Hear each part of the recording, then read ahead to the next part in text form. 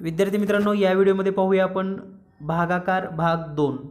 यापूर्वी भागाकार भाग 1 आपण पाहिलेला आहे.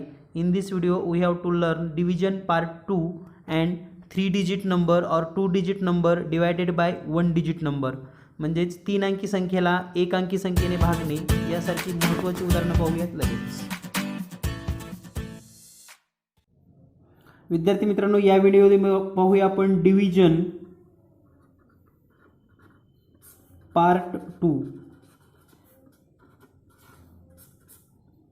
सर्व विद्यार्थ्यांना भागाकार कसा करायचा ही प्रक्रिया माहिती आहे, कारण यापूर्वी आपण भागाकार पार्ट 1 पाहिलेला आहे. तर आजच्या व्हिडिओमध्ये पाहूया आपण पार्ट 2. तर सुरुवात करूयात डायरेक्ट एक्सरसाइजमधील उदाहरणं सोडवण्यासाठी. तर या ठिकाणी जो पहिला प्रश्न आहे, मराठी मीडियम आणि इंग्लिश माध्यमातून दोन्हीही माध्यमातून आपण हे प्रश्न पाहणार आहोत. तर पहा, पहिला प्रश्न आहे, 3 कंपास पेटीची एकूण किंमत 90 रुपये आहे, तर एका कंपास पेटीची किंमत किती? हाच प्रश्न जर तुम्ही इंग्रजीमधून वाचत असाल, if the total cost of 3 compass boxes is equal to 90 rupees, what is the cost of 1 boxes compass box. ठीक आहे. तर या ठिकाणी पहा, 3 कंपास बॉक्स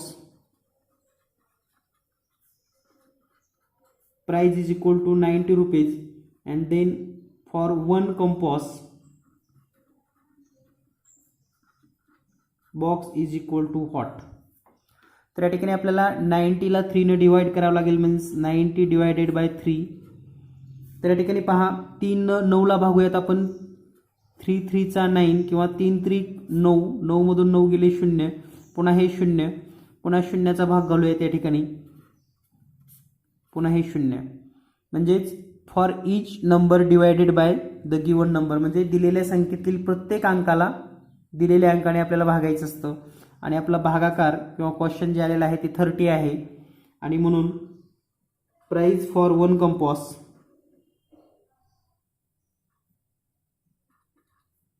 और cost for 1 compass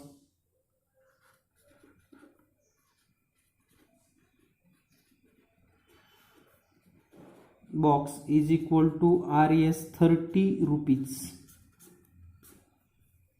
Then next question, in question number 2, if 4 kilogram of wheat cost 92 rupees, what is the cost of 1 kilogram of wheat? म्हणजेच 4 kilo गव्हाची किंमत आहे 92 रुपये, तर 1 किलो गव्हाची किंमत किती? 4 किलो गहू किंमत आहे रुपये 92. तर आपल्याला 1 किलो गव्हासाठी पाहिजे आहे 1 किलो. तर या ठिकाणी 92 डिवायडेड बाय 4 करूयात. 4 1 चा 4, 4 2 चा 8, 9 minus 8 is equal to 1 and 2 as it is. Then 4 3 चा 12, 2 minus 2 0, 1 minus 1 0, and so 1 kilo गव्हासाठी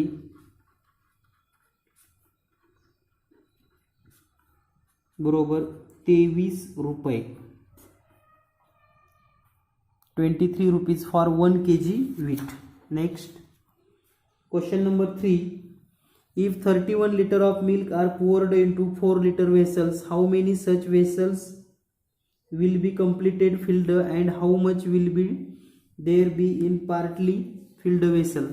म्हणजे 31 लिटर दूध 4 लिटर धारकता असलेल्या भांड्यामध्ये ओतले असता किती भांडे पूर्ण भरतील? तर पहा, 31 लिटर दूध आहे, 4 लिटरच्या भांड्याप्रमाणे भरायचं आहे. तर या ठिकाणी 4 नी 3 ला भागूयात, 0चा भाग बसेल 0, म्हणजे या ठिकाणी आपण 3 घेऊयात, पुन्हा 1, 4 7 28, 28, 31 minus 28 is equal to 3. So या ठिकाणी एकूण 7 वेसल्स कम्प्लिटली भरतील, 7 वेसल्स कम्प्लिटली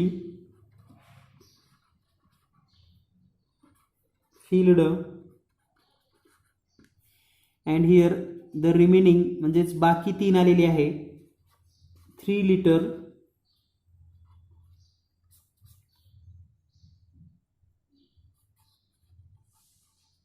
पार्टली फिल्ड, म्हणजे 3 लिटर हे दूध शिल्लक राहील आणि 4-4 लिटरचे एकूण 7 भांडे भरले जातील. 7 भांडे भरतील आणि 3 लिटर एका भांड्यामध्ये शिल्लक असेल. यानंतर पुढील प्रश्न क्वेश्चन नंबर 4.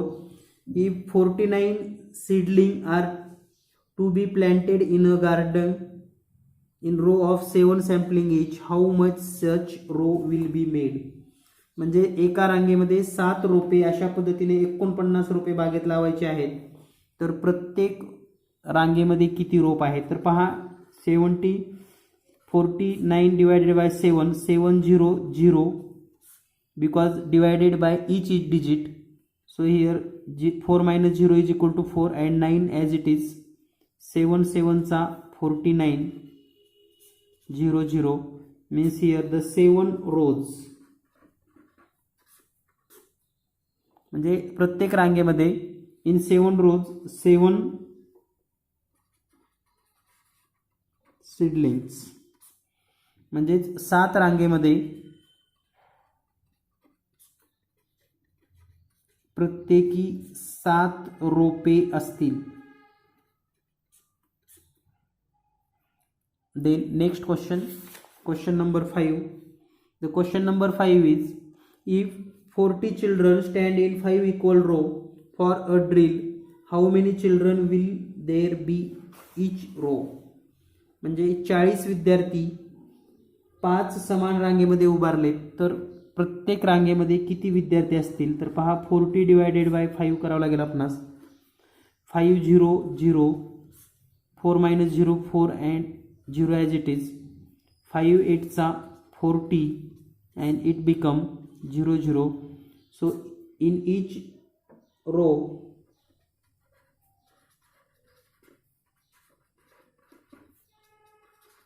8 student. म्हणजेच प्रत्येक रांगेमध्ये 8 विद्यार्थी उभे असतील. यानंतर 6th question. There are 87 beads. How many necklaces of 9 bead each can be made and how many beads will be left over. म्हणजे या ठिकाणी आपल्याकडे 87 मणी आहेत आणि 87 मण्यापासून प्रत्येक माळेमध्ये 9 मणी घेतल्यास किती मणी प्रत्येक माळेमध्ये असतील पहा. 87 divided by 9 900 8 minus 0 8 and then 7 9 9 चा 81 and remains 6. तर या ठिकाणी प्रत्येक माळेमध्ये 9 मणी आणि 6 मणी शिल्लक असतील. म्हणजे प्रत्येक माळेत 9 मणी आणि शिल्लक रिमेन्स 6 मणी. 9 bead 6 bead. So it's simple way you can solve this. Now we have to see the next division of 3 digit number by 1 digit number. Same continuously we can do it dividing a 3 digit number by 1 digit number. Suppose that 458 divided by 6. So first digit divided by 4, so 600 4 and then 5. 6 7 चा 42, here 30 then 8. 6 6 चा 36 remains 2 and 0. So here the question is 76. म्हणजे भागाकार 76 आलेला आहे या ठिकाणी. भागाकार 76 आणि बाकी रिमेन्स 2. तर या पद्धतीने अगदी सहज आणि सेकंदामध्ये आपण सोडवू शकतो. यानंतर पाहूया आपण एक्सरसाइज मधील महत्त्वाचे प्रश्न लगेच. The first question in exercise 484 divided by 4. So 4 1 चा 4 4 minus 4 0 then 8 4 2 चा 8 8 minus 8 0 then take 4 8 1 चा 4 1 चा 4 and hence answer is 121 and remains 0. Then next 3 1 चा 3 0 9 3 3 चा 9 0 6 3 2 चा 6 0. Then question number 3. The question number 3, 448 divided 4. 4 1 4 0, then 4 4 1 4 0 8 4 2 8 0. यानंतर पुढचा प्रश्न आहे 2 468 भागिले 2. तर बे दोन्ही 4, 4 मधून 4 गेले 0, त्यानंतर 6, बे त्रिक 6, 6 मधून 6 वजा करा 0, पुन्हा 8, बे चोक 8, 8 मधून 8 गेले या ठिकाणी 0. तर या पद्धतीने अगदी सहज आणि सोप्या पद्धतीने आपण हा भाग देऊ शकतो.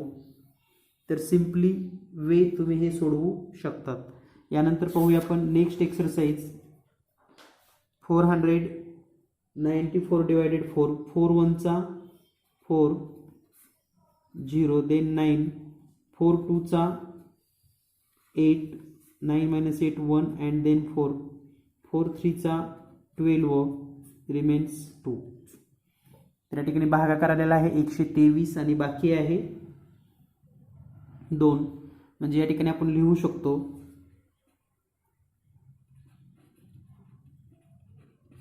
Question is equal to 1 2 3 and remainder is equal to 2. यानंतर या ठिकाणी पाहूया आता बे चोक 8 0, पुन्हा 1, पुन्हा शून्याचा भाग 0, 1 मधून 0 गेलं 0, 1 मधून 0 गेलं 1, पुढे 5, बे 7 14, म्हणजे या ठिकाणी 1 उरेल आणि म्हणून या ठिकाणी आपल्याला लिहिता येईल क्वेश्चन म्हणजेच भागाकार 407 and remainder is equal to 1. Then next question, 242 divided 3. त्या ठिकाणी 3 न भागत असताना या ठिकाणी पहा 2 असल्यामुळे हे लहान आहे म्हणून शून्याचा भाग या ठिकाणी 0, 3 0 0, 2 मधून 3 0 गेलं 2, पुन्हा 4, 3 8 24, पुन्हा या ठिकाणी 0 0 आलेला आहे, पुन्हा 2, पुन्हा या ठिकाणी याला भाग घालणं गरजेचं आहे म्हणून या ठिकाणी पुन्हा 0 2 अँड सो या ठिकाणी भागाकार आलेला आहे, भागाकार 80 आणि बाकी आलेली आहे 2. सेम यानंतर नेक्स्ट क्वेश्चन मध्ये 5 0 0 4, यानंतर 5 5 9 45 0 0, त्यानंतर 5 5 1 5 0 आणि म्हणून भागाकार 91 आणि बाकी 0. यानंतर next question 578 divided 6. 6 0 0, 6 5 minus 0 5, then 7, 6 9 54, 7 minus 4 3 0 and 8, 6 6 36 0, and so question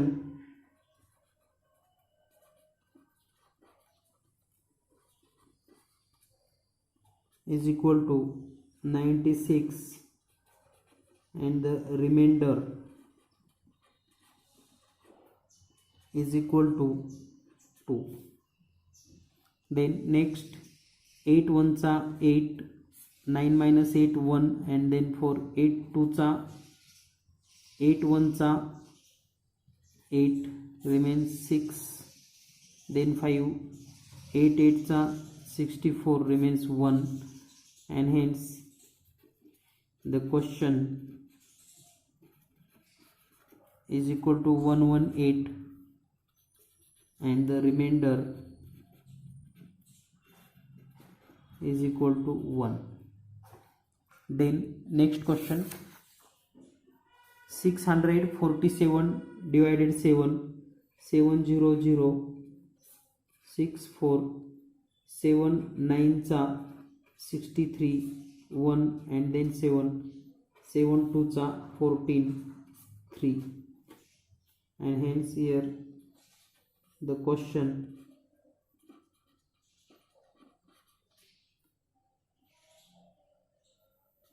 is equal to 92 and the remainder is equal to 3. Same 908 divided 4, 4 2s are 8, remains 1 and 0, 4 2s are 8, 10 minus 8 is equal to 2 and then 8, 4 7s are 28 is equal to 0 0, and hence the question is equal to 2 to 7 and the remainder is equal to 0. Then next question, 800 divided to how much? If 2 0 are come at the unit or 10 place, then how we divide it? So 800 divided to 2 4s are 8, 8 minus 8 0, next 0 divided by 0, so it's become 0, then next 0 0, so 0. तर हे इतकं करणं गरजेचं आहे, लक्षात घ्या. पुढे शून्य आहे म्हणून आपण या ठिकाणी फक्त 8ला भागायचं नाही, तर प्रत्येक अंकाला for each digit always divided by given number, तर प्रत्येक अंक आपल्याला भागाकार करता आला पाहिजे. यानंतर पाहूया आपण पुढील प्रश्न.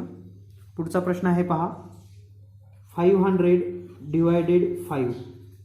सो 5 1चा 5 means 0, then 0, 5 0 0 0, then next 0, 5 0 0 and 0.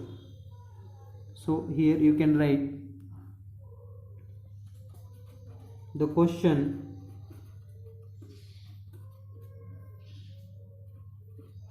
is equal to 100 and the remainder is equal to 0. Then next 900 divided 6, 6 1s are 6, 3, take 0, 6 5s are 30, 0 0, and then next 0, 6 0 0 0, and hence question is equal to 150 and the remainder is equal to 0. Then next question, 120 divided 4. So here 120 divided 4 is equal to 120 divided by 4, 4 0 0 1, then 2, 4 3s are 12 0, then next 0, 4 0 zeros 0, and hence the question is equal to 30 and the remainder is equal to 0. Same way we have to see the next words problem. Words problem, it's very simple because from the first problem we have to learn the word problem. If you have 485 rupees and divided into your 5 friends, then what can you do? Then you must do 485 divided by 5. म्हणजे तुमच्याकडे 485 रुपये आहेत आणि तुमच्या 5 मित्रांमध्ये ते वाटायचे असतील तर तुम्हाला या ठिकाणी डिव्हिजन करावं लागतं. म्हणजे डिव्हिजन केव्हा करायचं हे जर तुमच्या लक्षात आलं तर तुम्ही हे प्रश्न अगदी सेकंदामध्ये सोडवू शकतात. तर पाहूया वर्ड प्रॉब्लेम लगेच. Then we have to solve the exercise question. The first question is, if 126 peppermint sweet are divided equally between 9 children, how many sweet will each children get? म्हणजे पेपरमिंटच्या 126 गोळ्या 9 मुलांमध्ये समान वाटल्यास प्रत्येकाला किती गोळ्या येतील? तर या ठिकाणी आपल्याला 126 डिवायडेड बाय 9 सोडवायचं आहे. 9 0 0, 1 मधून 0 गेलं 1, त्यानंतर 2 घेऊयात, 9 1 9, त्यानंतर या ठिकाणी 3 उरतील, पुन्हा 6 घेऊयात, 9 चौक 36 0 0. म्हणजेच या ठिकाणी the question is equal to 14 and the remainder is equal to 0. So each student have 14 sweet. म्हणजे प्रत्येकाला 14 गोळ्या मिळतील. यानंतर पाहूया आपण पुढील प्रश्न. Question number 2. In question number 2, in a field if 987 sampling are planted in 7 row with an equal number of seedling in each row, how many seedling are planted in each row? म्हणजे 987 आपल्याकडे sampling आहेत आणि प्रत्येक row मध्ये 9 हे केलेले आहेत. तर प्रत्येक रो मध्ये किती येतील? सॉरी, प्रत्येक ह्याच्यामध्ये 7 आहेत. तर 987 divided by 7, so 7 1 7 remains 2, then 8, 7 4 28 0 0, then 7 7 1 7, so 0, and hence in each row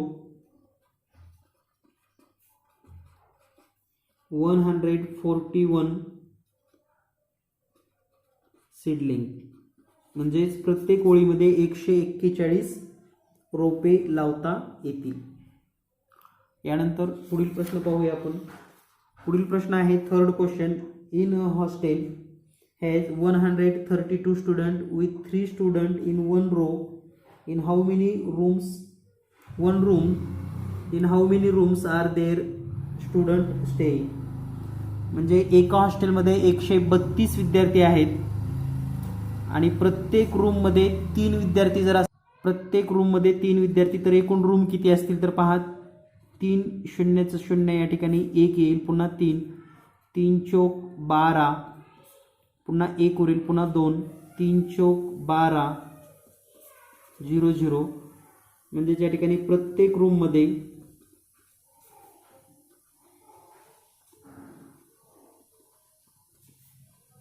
3 विद्यार्थी आणि म्हणून एकूण 44 रूम असतील. तर भागाकार करायचा आहे. भागाकार जर तुम्हाला करता आला ना तर तुम्ही कोणताही प्रश्न सॉल्व करू शकतात. when you have do division you can solve any problem. Now we have to see next fourth question. In fourth question, how many bouquets can be made from 340 flowers with 8 flower in each bouquet? How many flower will be left over? म्हणजेच प्रत्येक गुच्छामध्ये 8 फुले याप्रमाणे 340 फुलांचे किती गुच्छ तयार होतील? So total flower is equal to 340 in each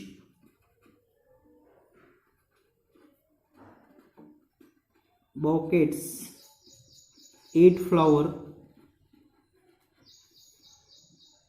so 340 divided by 8, 800 remains 3. म्हणजे आपण 8 न सुरुवातीला 3 न भागलं तर ती या ठिकाणी 0 आलं, म्हणून या ठिकाणी 3 शून्याचा भाग पुन्हा 4 घेऊयात. 8 चौक 32, म्हणून या ठिकाणी वर 4 आणि या ठिकाणी 32, पुन्हा 2 उरेल, पुन्हा 0, 8 दोन्ही 16, 4 उरेल. म्हणजे या ठिकाणी टोटल बाउंकेट म्हणजे एकूण गुच्छ जे असतील ते 42 होतील. अँड रिमेंडर फ्लॉवर और रिमेनिंग फ्लॉवर 4 असतील. म्हणजे शिल्लक फुले किती राहतील? 4. यानंतर पाहूया आपण next question. Question number 5. If we put 6 biscuit in a packet, how many packets can be made from 600 biscuit? So divided 600 by 6 because each pocket have 6 biscuit, म्हणजे एका पुड्यामध्ये 6 बिस्किट, 600 बिस्किट आहेत तर किती पुढे होतील या ठिकाणी? 6 1 6, शून्य आलेला आहे, पुन्हा एक शून्य, शून्याचा भाग, पुन्हा शून्य, शून्य घेऊयात, पुन्हा एक शून्याचा भाग बसेल आणि या ठिकाणी शून्य, म्हणजे या ठिकाणी 100 पॉकेट आपण बनवू शकतो किंवा 100 पुढे बनवता येतील. तर या पद्धतीनं प्रत्येक प्रश्न आपण सोडवून घेतलेला आहे सहज आणि सोप्या पद्धतीने. सर्व प्रश्न पुन्हा एकदा लिहा, स्वतः प्रश्न तयार करा आणि यासारखे प्रश्न सोडवा, म्हणजे तुम्हाला भागाकार कधीही अडचण येणार नाही आणि सहज सोप्या पद्धतीने तुम्ही लक्षात ठेवू शकाल. भेटूया लवकरच पुढील व्हिडिओमध्ये. धन्यवाद. Thank you very much.